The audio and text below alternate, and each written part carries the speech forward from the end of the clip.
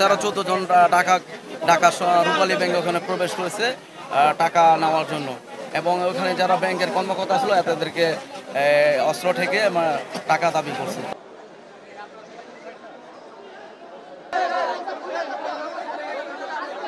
বাবু ব্যাংকের second officer বাবু, উনি এখনো জিম্মি আছে এখানে, এখনো ব্যাংকের ভিতরে জিম্মি অবস্থায় আছে। আমরা এলাকার জনগণ যারা আছি আমরা সবাই সর্বাত্মক চেষ্টায় আছি, যেমন ডাকাতগুলো ধরা পড়ে এবং ভিতরে যারা জিম্মি আছে তারা যেমন সহি সালামতে আল্লাহর রহমতে যেমন সবাই বের হইতে পারে, আমরা এই আশাই করি।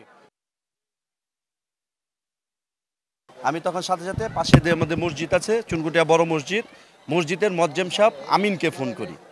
হাফেজ সাহেব আমিন সাথে সাথে মসজিদের মাইকে এটা ঘোষণা দেওয়ার সাথে সাথে আমাদের অত্র এলাকার লোকজন যারা ছিল তারা সবাই ব্যাংকের সামনে চলে আসে।